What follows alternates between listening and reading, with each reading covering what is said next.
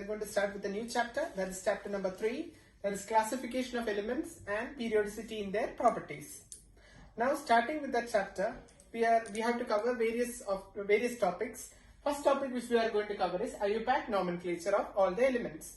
We know that most of the elements, they are having a particular name. But the recently discovered elements, they are not actually named immediately. For naming, suppose you imagine a situation like that. A scientist discovers a particular element. Now, he cannot put his own name or his favorite name without getting approval from IUPAC.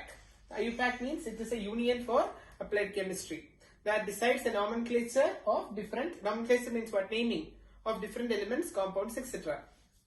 Suppose a scientist discovered an element, suppose element number 120. It is not yet discovered, suppose it is discovered, okay?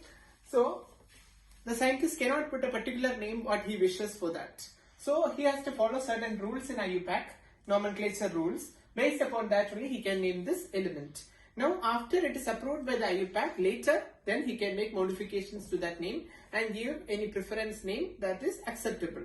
But generally, by saying for any element from 1 to 118 or 119, which is up to discovered, we can say that IUPAC has a particular standardized or the uniform nomenclature rules for naming those elements. Let's discuss what are those terms.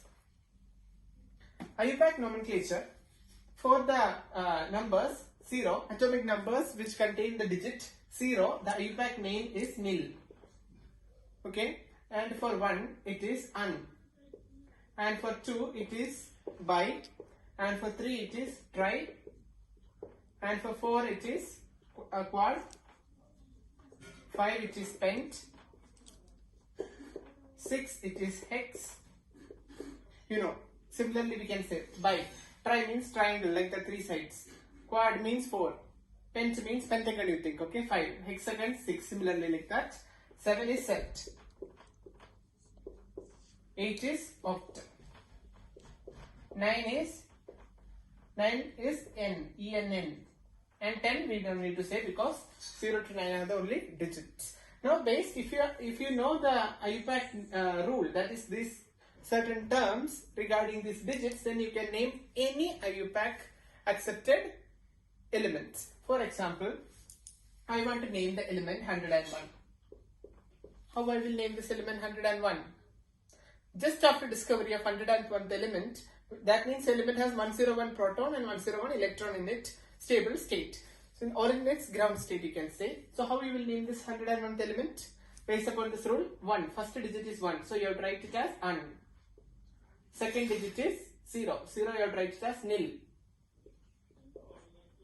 Next again it is 1. So you have to write it as un.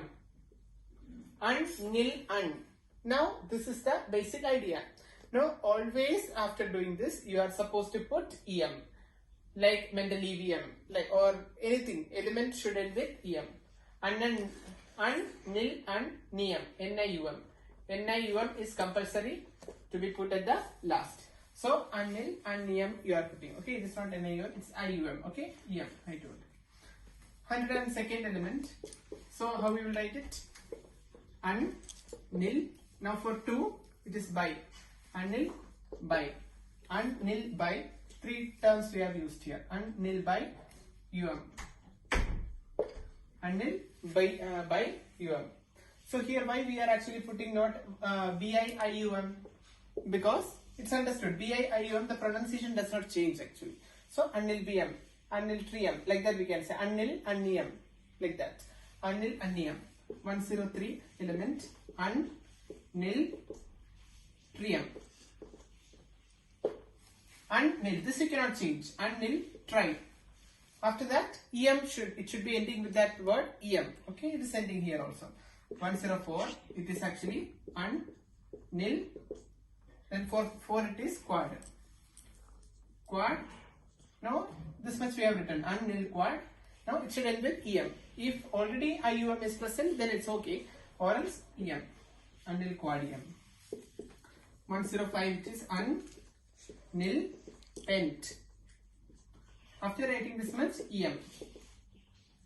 106 it is un, nil, hex, em. You know that. 107 it will be un, nil, sept, em.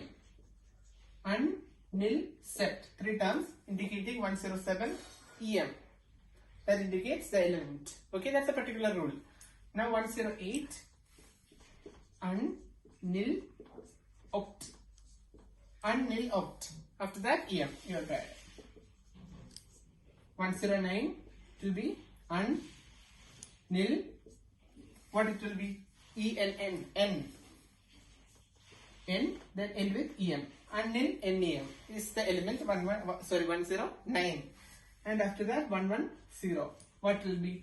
Un, nil, em. Un, nil. This indicates 1, 1, 0. Then em.